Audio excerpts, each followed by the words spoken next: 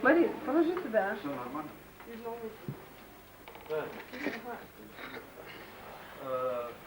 Уважаемые господа журналисты, мы предлагаем вашему вниманию пресс-конференцию президента Чеченской Республики Ичкерия Зелимхана Яндербиева.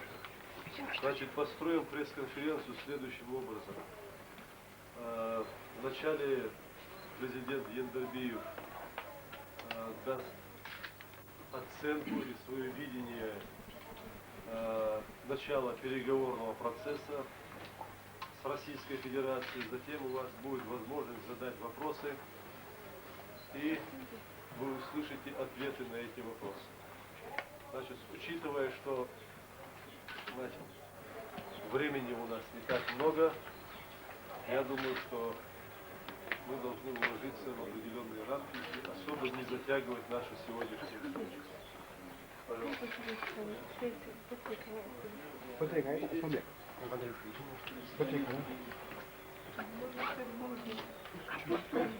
Здесь масса информации, которые чаще всего у всех бывают. Касаясь вопроса, который сегодня более актуален, судьбе чеченского народа, чеченского государства, судьбе тех процессов, которые сегодня происходят между российскими и чеченскими государствами, то есть, конкретно говоря, касаясь судьбы войны русско-чеченской, которую, я повторю, развязала руководство Российской Федерации. Но сегодня они также заявляют, что готовы остановить эту войну.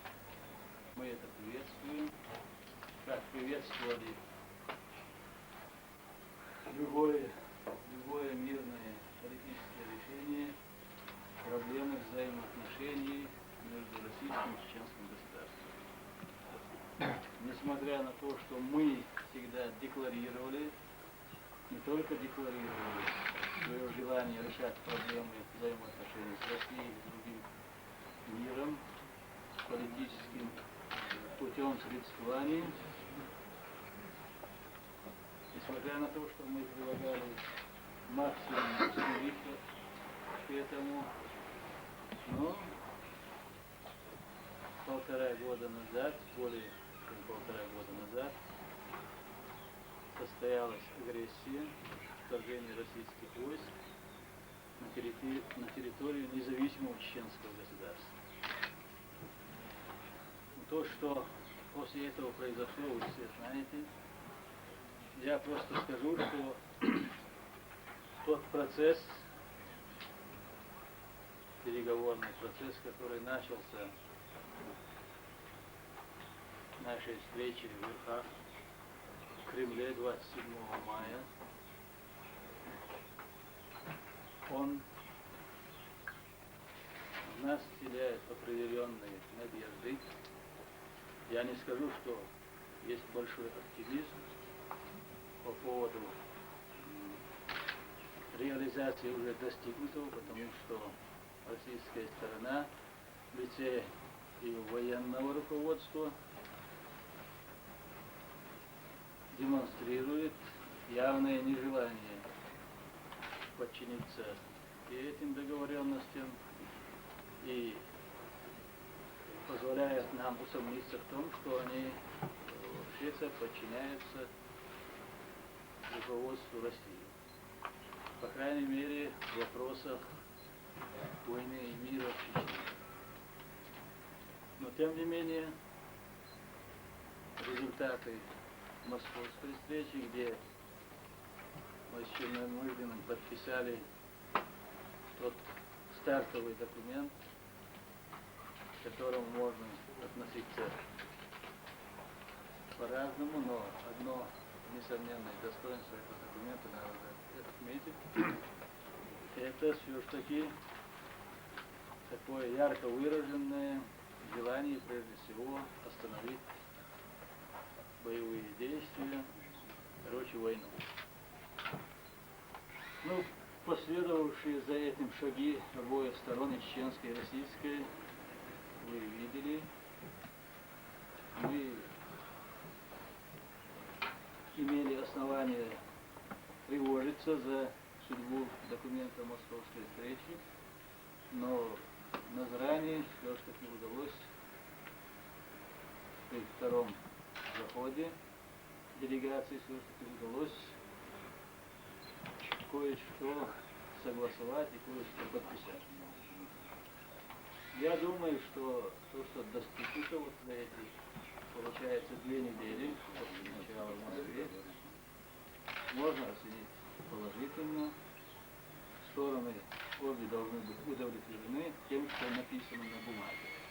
Хотя мы далеки от удовлетворения тем, как воспринимаются российским руководством и российскими военными эти достигнутые соглашения. Кроме того, в достигнутых соглашениях нас беспокоит тот факт, который проявляется и в действиях, и в оценках некоторых руководителей российской делегации на переговорах. В частности, я должен сказать, что Михайлов вчера или позавчера по приезду в Москву сам, собственно, классно, можно сказать, нарушил один из пунктов соглашения, где было сказано, что стороны будут воздерживаться от комментариев, которые могут нанести ущерб выполнению договоренности. Михайлов это уже делал первых шагов в Москве. Кроме того, вот всем известны провокации с убийствами в Русмартане, правой администрации, которые по нашим данным сведениям является делом Саугаева, Лобова и других спецслужб в России с расчетом на то, чтобы потом совершить ту акцию, которая вчера сопровождала чеченскую делегацию и международных посредников на всем протяжении пути из Назрани. Кроме того, действия руководства российских вооруженных сил здесь, в Чечне, оккупационных сил в Чечне, в частности Тихомирова, дают мне лично основание усомниться в способности вот той делегации российской, которая здесь была, или в желании той делегации, так однозначно, как заявляет Верховного руководства России, вести дело мирному делу. Но, я опять повторюсь, надежда все-таки на то, что принятые документы будут реализовываться, хотя там очень много трудных моментов, которые потом будут в процессе реализации проявляться и ставить новые вопросы между обоими сторонами, особенно перед теми, кто хочет действительно решить эту проблему. Но надежда остается, и мы надеемся, что процесс мирного, процесс перехода в политическое русло регулирования взаимоотношений чеченского и российского государства начался. Мы надеемся. Отмечу только одно, что независимость чеченского государства не будет поставлена под сомнение. Этот факт, который совершился, факт, который закреплен правовым путем, законодательным путем полностью с 1991 года по сегодняшний день, факт, который ни одна правовая экспертиза на самом высоком международном уровне не может опровергнуть, если они будут относиться к этой проблеме честно, как юристы, как государствоведы, как люди заинтересованные в том, чтобы таких проблем, как грязная преступная война, которая была развязана против чеченского государства и народа российским руководством, больше не повторилось. Если люди будут преследовать эту цель, и они будут проводить какую-либо экспертизу на нашей государственной правовой основы, независимости чеченского государства, то я думаю, что нет оснований беспокоиться. Тем не менее, в своих регулировании взаимоотношений с Россией мы сказали, что у нас есть варианты решения проблемы, которые учитывают и могут учитывать интересы России во всех ее аспектах, но не ущемляя независимость чеченского государства. Если реализация этих вариантов возможна, если российская сторона действительно заинтересована в решении этой проблемы. Опять выражаю свою надежду, что российская сторона к этому наконец-то все-таки приступит.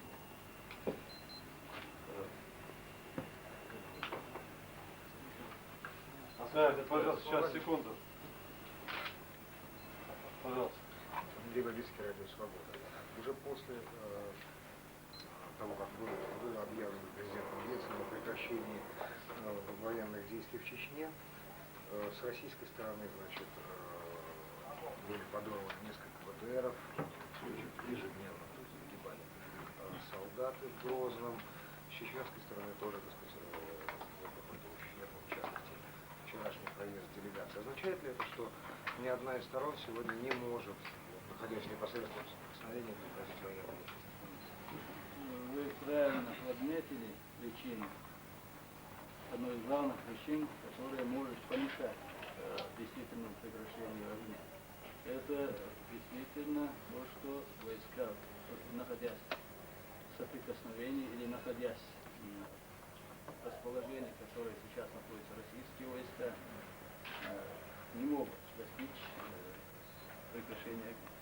Но я должен заметить, что те БТРы, которые взрывались в Грозном после подписания 27 мая в Москве договоренности, и те громадное количество, как заявляют средства массовой информации и официальные лица России, фугасных мин, которые устанавливаются в Грозном, это все работа и деятельность Завгаевской, Лобовской или другой структуры, спецслужб России.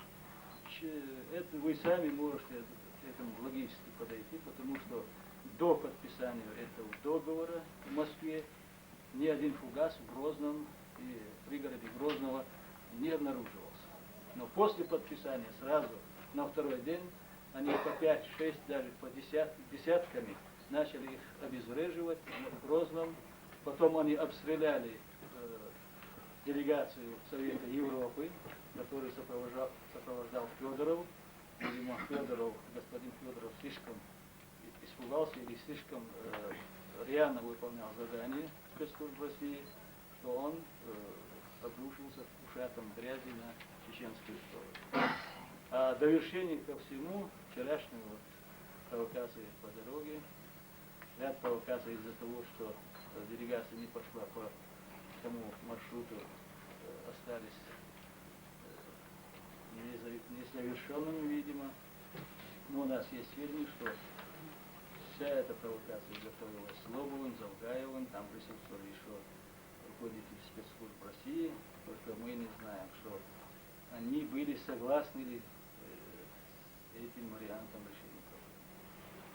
При заготовке вот этой провокации по дороге из Назрани учитывался Завгаевым, Лобовым фактор того, что Урус-Матани, они же своими руками убили Эльмурзаева. Они рассчитывали, что будут большие жертвы, и все это будет списано на родственников и сторонников Эльмурзаева, и таким приемом разжечь действительно долгожданную, желанную им межчеченскую бойню.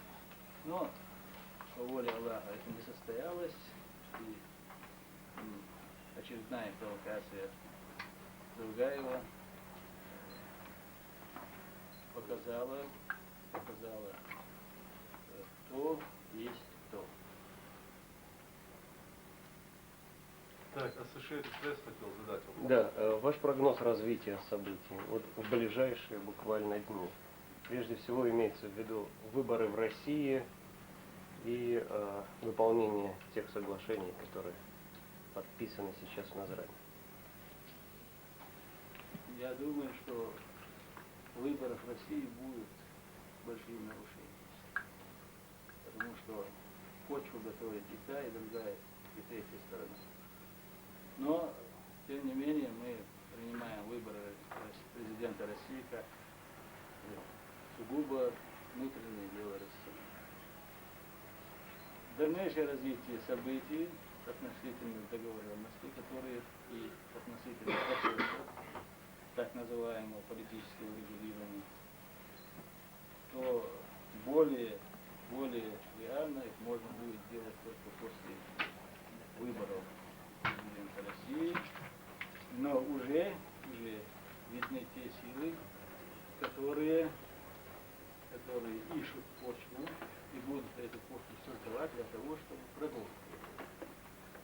Вот эти силы, они не только тот же Тихомиров. Тихомиров всего лишь исполнитель.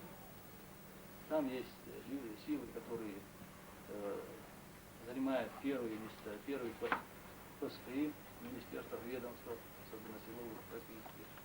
Это было, явно проявилось это 27 мая, когда фактически мне на встрече в Кремле была устроена провокация. Хотя мы из этой провокации вышли с достоинством.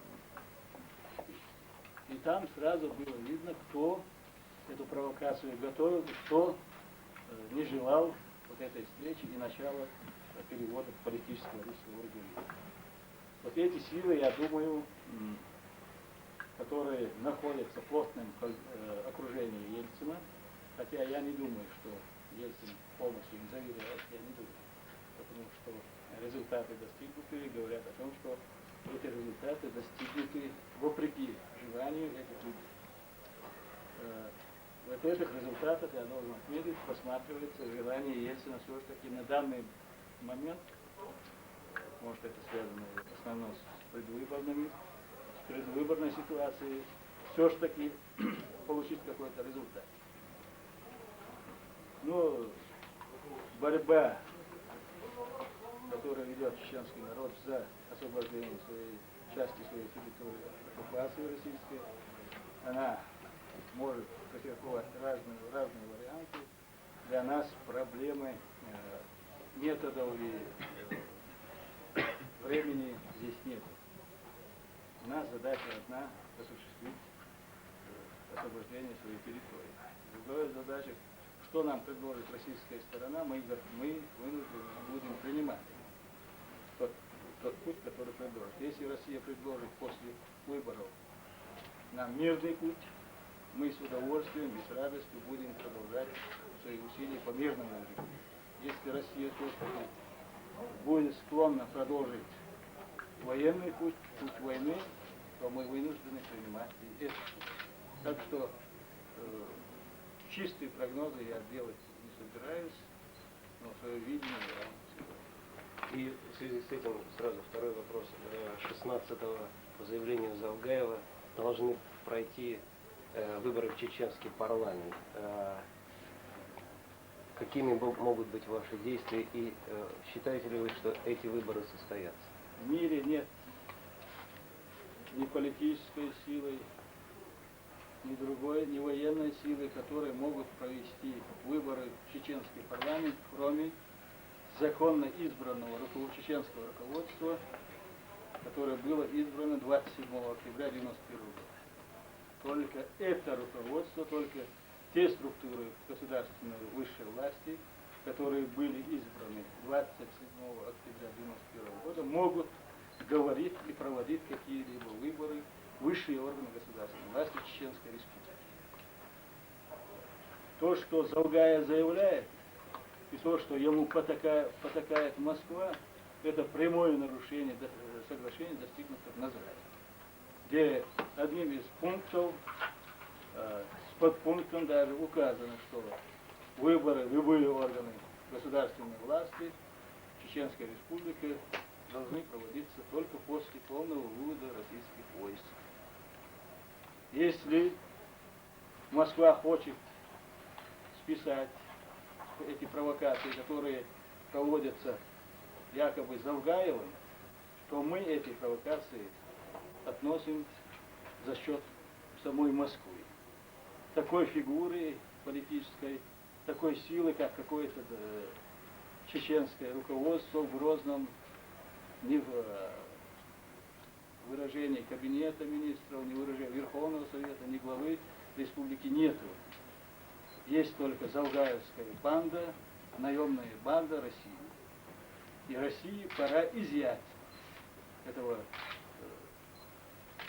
бандита, руководителя этой банды, и действительно честно подойти к достигнутым договоренностям. В достигнутых договоренностях нету места другой силе, третьей силе, если Россия хочет сохранить лицо перед миром. Так что я думаю, что надо расценивать, что заявление Завгаева – это заявление Москвы. Заявление Москвы. В лице кого? Это другой вопрос. Если это Михайлов может подтвердить, то есть взять на себя, или Лобов может взять на себя, или Куликов,